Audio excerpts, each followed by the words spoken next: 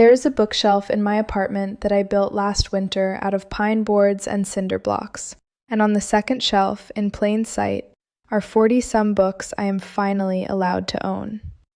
For most of my life, every one of them would have been a crime, not against the law, against the truth. I am 26. I was baptized at 14 in the Decatur West Congregation of Jehovah's Witnesses and married at 18 to a brother named Trey Coleman.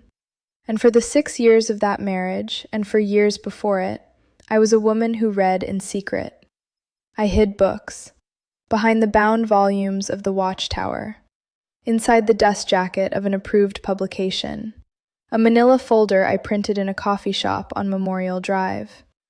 I hid them from my husband, from the elders, and most of all from myself, because the truth taught me that a woman who reads the wrong things is letting the devil into her mind. And I am going to tell you what the elders are allowed to do to a black wife when they find out she has been reading, and what a husband under headship is entitled to do with his wife's books.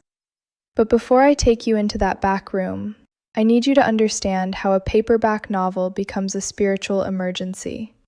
I will get to that room. I promise you I will. I am not asking you to subscribe so a number goes up somewhere. I am asking you to stay in the room with me because somewhere out there is another sister who hid a book inside a magazine and thinks she is the only one who ever did it. If you add your voice in the comments, she will hear it. Tell me what you hid. I will be reading.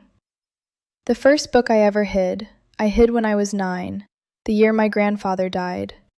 His name was Reverend Joseph Bennett, and before he was an elder, he was a Baptist preacher in South Atlanta. He joined the truth in 1968, in the middle of a sermon, the family story goes, because the Kingdom Hall was the only church in his Atlanta that did not have a Negro section and a white section. He served as an elder at Decatur West for 32 years. He helped nail up the drywall in that hall in 1987, the year before he stopped pioneering. When he died, in 2009, his was the largest funeral that building had ever held. In the basement of my parents' brick ranch off Memorial Drive, in a cardboard box that smelled like cedar and old paper, my grandfather kept his Baptist hymnal from before he found the truth. I found it the summer I was 10. I knew, the way a child knows the temperature of a room, that this book was not allowed. We did not sing those songs. Those songs belonged to a church Jehovah had called false. But I sat on that cold basement floor and I turned the pages, and there was something in them, some warmth that the brown carpet and the metal folding chairs of the Kingdom Hall did not have. I took the hymnal up to my room and I slid it under my mattress, and that was the first thing I ever hid. I want you to understand how the rhythm of that life worked, because it was not a prison with bars. It was gentler than that, and that is what made it so total. 5 meetings a week between the Kingdom Hall and the home study. The field service on Saturday mornings, walking Decatur with my reasoning from the scriptures, knocking on doors before I was old enough to ride the MARTA alone. The examining the scriptures daily booklet on my nightstand, read every single morning for 10 years. Everything I was permitted to read came from one place. It came from the organization. The Watchtower, the Awake, the New World Translation, the study books with the soft covers. That was the whole library. That was the entire shape of what a mind was allowed to touch. And the women in that life were black women, mostly, because Decatur West had been black majority since before I was born. The white brothers in our part of Atlanta went to a hall closer to Buckhead. So the sisters who raised me in the truth, the sisters who taught me to set my hair modestly and to keep my voice soft and to walk 3 steps behind a brother's leadership, they looked like my mother and my aunt and me. That is part of what made it so hard to see. The hand on my shoulder was never a stranger's hand. It was Sister Coleman's. It was my mother's. It was the hand of a woman who loved me and who had also never been allowed to read a book the organization did not print. My grandmother on my mother's side had a sister, my Aunt Diane. Diane joined the truth as a teenager in 1980, the same time my mother did. The two sisters got baptized within a few years of each other.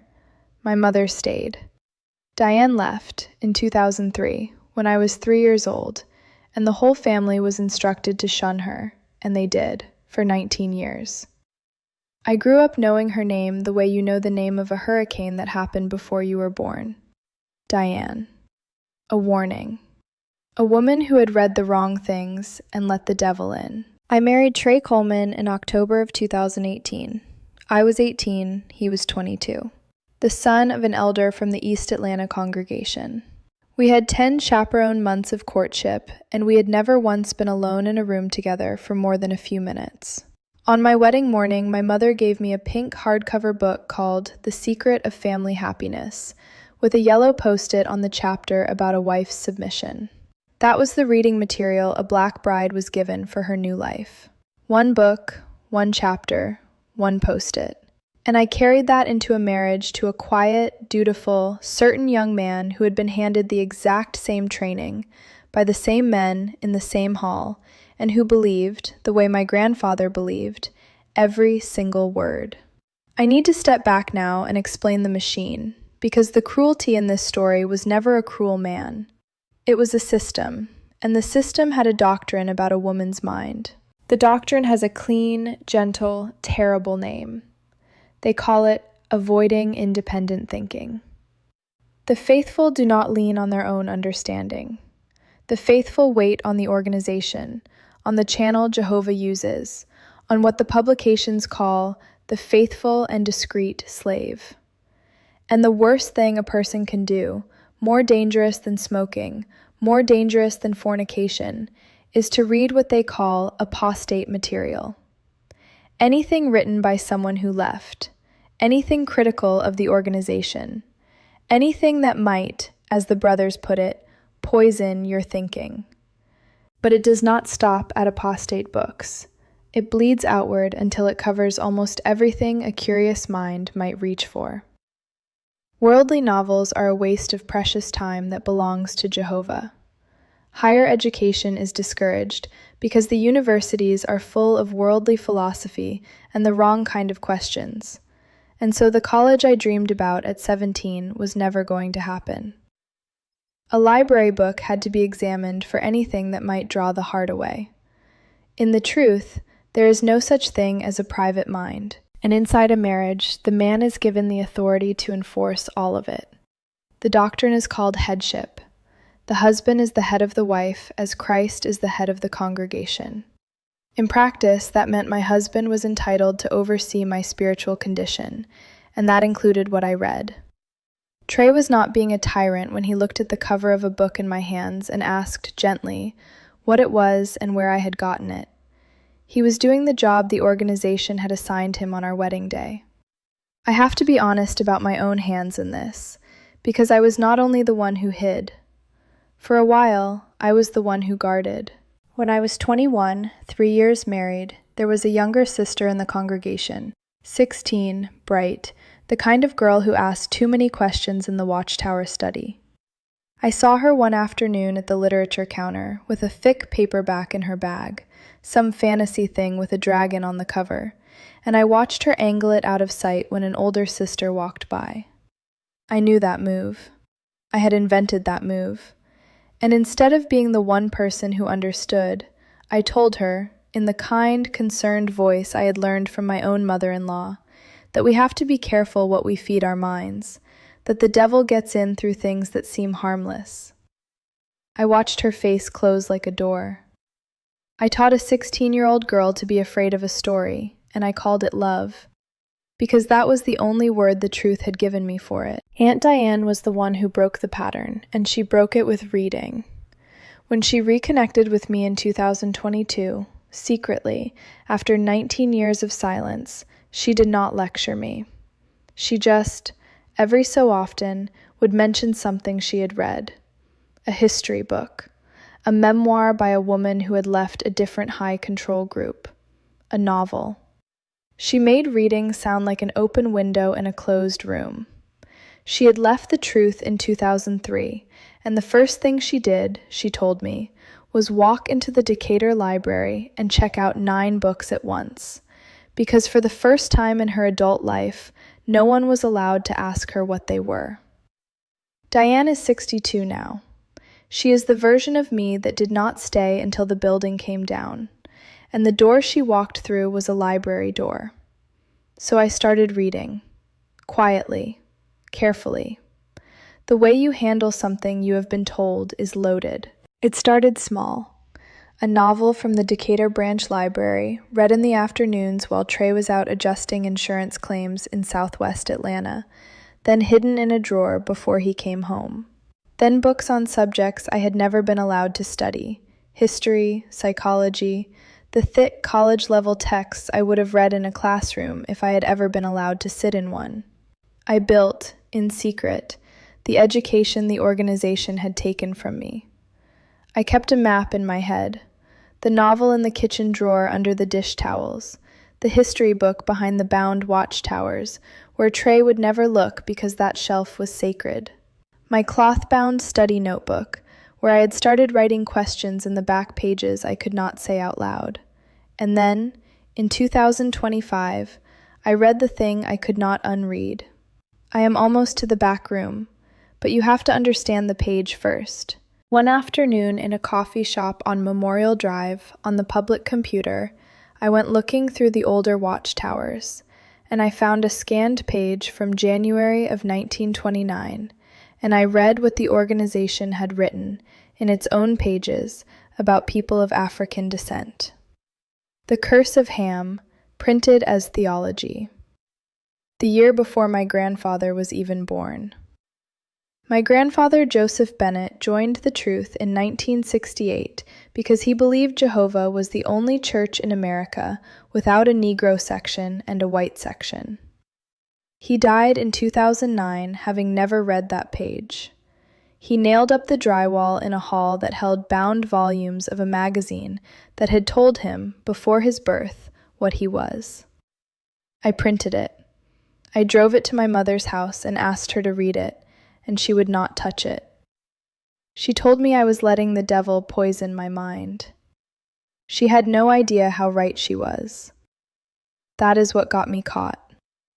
Not the novels, the folder. Trey found it. I had grown careless, or maybe some part of me had stopped wanting to hide. He found the manila folder behind the bound watchtowers, the sacred place I had been so sure he would never look. And I watched a quiet, frightened man hold a piece of paper as if it were a live wire. He did not raise his voice. He never once raised his voice in 6 years. He asked where I had gotten it, and what else I had been reading. And then he did the thing a brother under headship is taught to do. He called Brother Davis. Now I will tell you what the elders are allowed to do to a black wife who reads in secret. They are allowed to come into your home. 3 of them came that Sunday afternoon to study with me, which is the word they use. Brother Davis, 67, presiding, and 2 others. They sat in my living room and put my own books on the coffee table between us like evidence. They are allowed to confiscate your reading. They took the folder. They are allowed to question you about your thinking, to ask where the doubt started, who you had been talking to, whether you had been in contact with anyone who had left. And I thought about Aunt Diane and said nothing. They are allowed to mark you, to quietly instruct the congregation to limit their association with you. They are allowed to call you in for a shepherding visit, and another, until your thinking is corrected or you break. And if you do not break, they are allowed to convene a judicial committee in the back room of the hall, 3 brothers and a typed questionnaire from the Shepherd the Flock of God manual, and disfellowship you. Which is what they did to me in November of 2024, for reading, for asking a question the organization had not approved, and the husband. Under headship, Trey was entitled to all of it before the elders ever arrived. He could monitor my reading, take a book out of my hands, decide the contents of my own head were a matter for the congregation. None of that was against any rule. All of it was the rule. They call it avoiding independent thinking. They call it spiritual protection. And many of them mean it with love. But I have a different name for it now. What was done to me was not the protection of my mind. It was the forbidding of it. For 26 years, I was not permitted to have a mind of my own. The reading was never the danger. It was the one place I was allowed to be a whole person, and that is exactly why it had to be controlled. The deepest thing that religion took from a woman was not her body. It was her right to know things. And I have to be fair to the man. Trey was not cruel. Trey was a black brother, 30 years old, taught from the time he could read that an independent thought was the most dangerous thing a person could carry, more dangerous than any sin of the body. When he held that folder like a live wire, he was not holding it in triumph. He was holding it in terror. He confiscated my books because he was a frightened man doing what frightened men had trained him to do. The man was not the system. He was the system's most obedient son. And he is inside it still, remarried now, to a 19-year-old sister I cannot save and cannot tell what to read, and that is what keeps me up some nights more than anything they did to me. I built the bookshelf in January, out of pine boards and cinder blocks, in the small apartment in central Decatur where I have lived since the divorce. It is the first piece of furniture I ever made with my own hands, and I made it for the single purpose of putting books on it where anyone could see them. The novels are there. The history books are there. The thick college texts I read alone in the afternoons, building the education I was never allowed to go and get. The manila folder with the 1929 article is there too, in plain sight, not hidden behind anything, not slid behind a bound watchtower, just sitting on a shelf in a living room, like the ordinary piece of paper it always was. My grandfather's Baptist hymnal, the first book I ever hid, the one I slid under my mattress at 10 years old, sits on the top shelf now, where the light from the balcony window reaches it in the afternoon. And my cloth-bound study notebook is there, the one with the forbidden questions in the back pages, the ones I used to write so small and so faint that I could deny them if anyone ever looked. I keep it where I can see it. I do not hide books anymore. I had to build something out of wood and concrete in my own living room to believe that a woman is allowed to keep what she reads. I want to tell you something about that 16-year-old girl, the one at the literature counter with the dragon on the cover, the one whose face I watched close like a door. I cannot undo what I said to her. She is older now, married inside the truth, the way I was at her age, the way Imani was, the way the new 19-year-old in Trey's house is. I think about her more than I think about almost anyone. I cannot reach her, but I can say out loud, where it cannot be taken back, that I was wrong, and that the story in her bag was never going to hurt her, and that the only thing she ever needed protecting from was the people teaching her to be afraid of it. If she is the one who finds this, then maybe the apology arrives 20 years late, the way the right words usually do in a family like mine. Aunt Diane still comes every other Saturday with sweet potato pie from a bakery on Memorial Drive, and we sit on the floor because I have not bought a kitchen table yet. She looks at the bookshelf every time she walks in.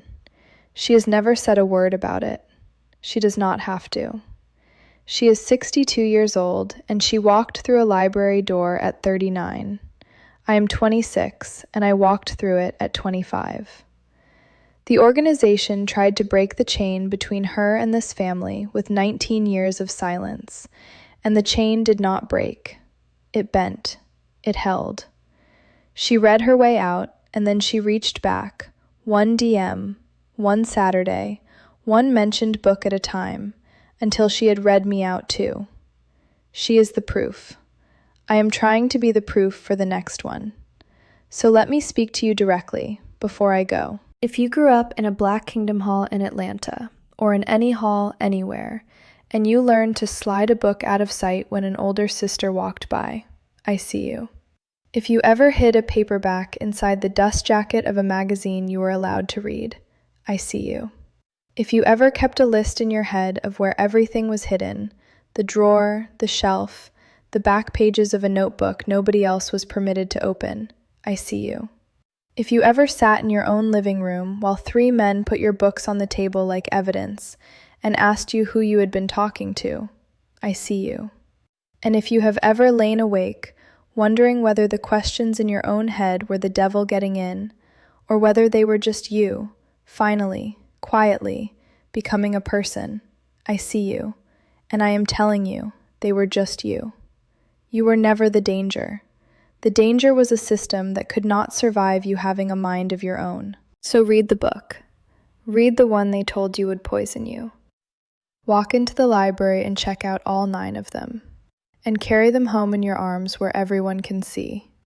And let no one on this earth ask you what they are. The hall does not own you. I am the proof.